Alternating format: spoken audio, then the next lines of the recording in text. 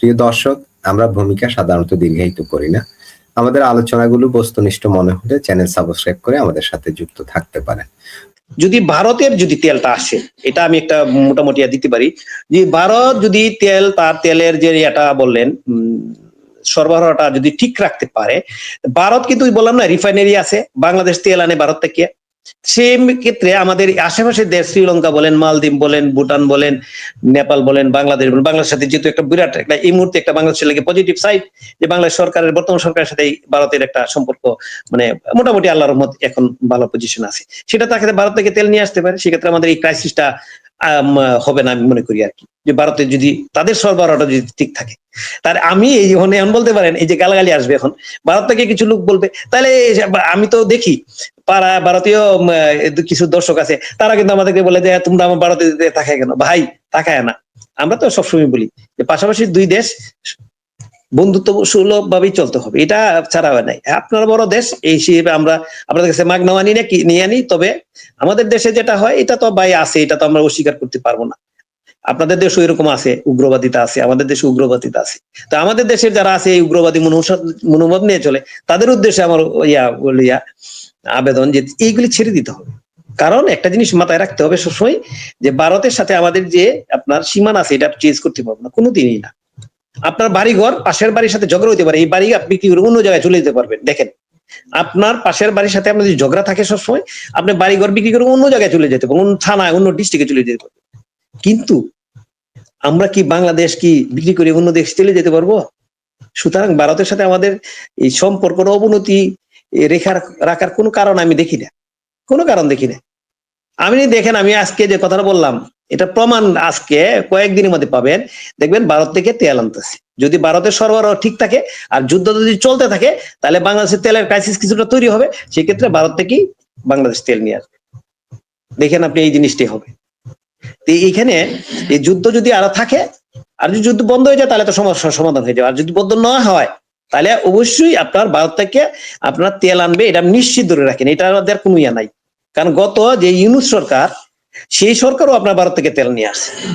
মানে ভারত যে আসলে আমাদের প্রয়োজনীয় জিনিস আমাদের ভারত থেকে যে আনতে হয় এটার প্রমাণটা কয়েকদিন পরেই হবে। ওই যে দিল্লি না ভারত, পাকিস্তান দিতে পারবে না তেল আমাদেরকে, পাকিস্তানে দিতে পারবে না। পাকিস্তান নিজেরাই তেল আনে কত করে স্লোগান দিত তারা, পাকিস্তান তেল আনে কিভাবে জানেন? যে আমরা ভারতের তেল নিব না। হ্যাঁ আনবেন না, ভালো কথা, আনবেন না, সমস্যা কি? ভারত তোরা সাইডে দিবে না, ভারত চায় আনতে হবে আপনাদেরকে।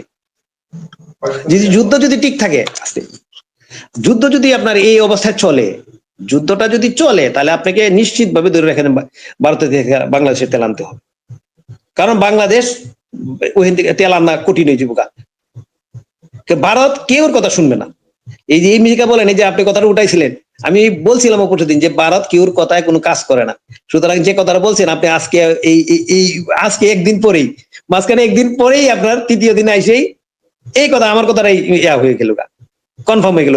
আমি বলছিলাম যে ভারত কেউর কথা শুনে না, এই কথাটা এই যে আজকে এসে প্রমাণ হইল যে তারার তেল নিয়ে কোনো সমস্যা নাই, তারা কেউর কথা শুনবে না, তারা নিজেরাই স্বীকার করছে।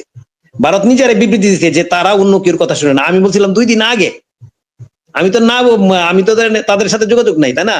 আমি বলছি যে আমার ধারণা থেকে বলছি যে ভারত কেউর কথা শুনে না, শুনবে না। এখন আজকে এসে তারাই বিবৃতি জানাইছে যে ভারত আমেরিকা যে কথা বলছে যে 30 দিনের ছাড় দিছে, এটা হলো মানে ফাউল কথা, মানে ফাউল তাদের কাছে হলো ফাউল সোজা কথা, যেটা কারণ তারা কেউর কথা শুনে না। তারা শুনতে পারে কার কথা জানেন? আমি একটা কথা বলি, তারা যদি শুনে একমাত্র রাশিয়ার কথা শুনতে পারে এবং যৌক্তিক কথা শুনবে, কারণ ও প্রকৃতপক্ষে বা রাশিয়া হলো ভারতের 1 নাম্বার বন্ধু। ধন্যবাদ মাসুদ ভাই। রফিক ভাই একটু বাংলাদেশে আসি, সেটা হচ্ছে নিজের নির্বাচনী প্রতিদ্বন্দ্বী নাসির উদ্দিন পাটোয়ারির বিরুদ্ধে মামলা করলেন প্রধানমন্ত্রীর উপদেষ্টা মির্জা আব্বাস। আপনি কি মনে করেন এই যে এনসিপি, নাসির উদ্দিন পাটোয়ারি এনসিপি নেতা, মির্জা আব্বাসের সাথে নির্বাচন প্রতিদ্বন্দ্বিতা করেছে ঢাকা 8 আসন, এই যে এনসিপির কি সামনে কি খুব দুর্দিন আসতেছে? এই মামলা কি সিগন্যাল দেয়? শুনেন মাসুদ ভাই, এগুলি নিয়ে আলোচনা করার কি ইস্যু আমি মনে করি না, বুঝতে পারছেন? উই পোকা চিনেন তো, উই পোকা? এই যে এখন একটা সিজন আসছে, এই কিছুদিন পর যখন হালকা বৃষ্টি হবে না, তখন দেখবেন আপনি উই পোকা বের হবে মাটির তল থেকে, বের হয় না? মানে বের হয়ে কি করে, ওরা কোনো কাজ নাই, ইয়ে লাইট আছে না, আগুন, ওইখানে গিয়ে আর পরে গিয়া পরে নিজেই মারা যায়, মানে আত্মহত্যা করে, যেটা আর কি। উই পোকার পাখা গজায়, উই পোকার কিন্তু বেসিক্যালি পাখা থাকে না, তো ওই সময় কিন্তু পাখাটা গজায়, দেখবেন আপনি, ওই উঠে গিয়ে পাখা ইয়ার কাছে, ওই আগুন কাছে যায়, অথবা লাইট থাকে, ওখানে গিয়ে পুড়িয়ে মরে। দেন ওরার দশা হলো এরকম। আমি মনে করি ওদের দশা এরকম, কারণ রাজনীতি শুনে নেতা, রাজনৈতিক নেতা হইতে নেতৃত্ব তো তৈরি হইতে হবে স্বাভাবিক। যারা এই যে ইয়াং ছেলেরা আছে, এরাই তো নেতৃত্ব দিবে একসময়, বড় হইবে আস্তে আস্তে। কারণ যারা এখন বড় নেতৃত্ব, বয়স্ক যারা আছে, এরা আস্তে আস্তে বয়স হবে, ওকে মানে হয়ে যাবে, কর্ম ইয়া থাকবে না ওদের, তখন মারা যাবে অনেকেই। তো নতুন করে নেতৃত্ব তৈরি হইতে হবে না? কিন্তু আমাদের তো এই ধরনের নেতৃত্ব আমরা আশা করি না। এই ধরনের আপনার এই যে গালাগালি, এই ধরনের মানে অশ্লীল, আপনি দেখেন তো, আপনি আমাদের সময় তো নেতৃত্ব তৈরি হয়েছে, আমাদের সময় তো নেতা আছে না, আমাদের যে বয়সের আছে, কেলা আমানুল্লাহ আমান ছিল, ইয়া আপনার আমাদের সময় ইয়া ছিল, যদি আমাদের বয়স একটু বড়, তো আমাদের পাশাপাশি ধরেন মাহমুদুর রহমান মান্না আছে, আপনার হাবিবুর রহমান হাবিব ভাই আছে, হাবিব আপনার, এরপরে আমানুল্লাহ আমাল, খায়েলু কবি খুকন, এরপরে এই যে এখন হলো জহুরুদ্দিন স্বপন হইলো, এরপরে আরো আছে যারা এই 90 যে গণ আন্দোলনের যেটা আমি নেতৃত্ব বলি, তো এর মধ্যে আরো অনেক নেতা আছে মারা গেছে, আওয়ামী লীগের অনেকেই মারা গেছে। এখন তারা কি এই ধরনের কোনো ভাষা ইউজ করছে, শুনছেন, দেখছেন আপনি কোনোদিন? আপনি 90 গণ আন্দোলনের কি আপনি ছোট মনে করছেন? আপনি ছোট করে মরার সুযোগ আছে? এত তারা তো কই, তারা তো এই ধরনের ভাষা ইউজ করে না। তো এই ছেলেরা কোথা থেকে আপনার ওদের উদ্ভট গুলো, তারা অশ্লীল কথা বলতে পারে, এই জন্য মানুষের, ওরা অশ্লীল কথা বলে দৃষ্টি আকর্ষণ করে, দৃষ্টি আকর্ষণ করে। আজকে যে কয়েকটা ছেলে আপনার বক্তব্য দিল, আমি এগুলি নেককার জন্য বক্তব্য দিচ্ছি, এগুলি কি বলবো, মানে ওদের পারিবারিক শিক্ষাটা যে কি, ওদের আসলে পারিবারিক শিক্ষা নাই তো।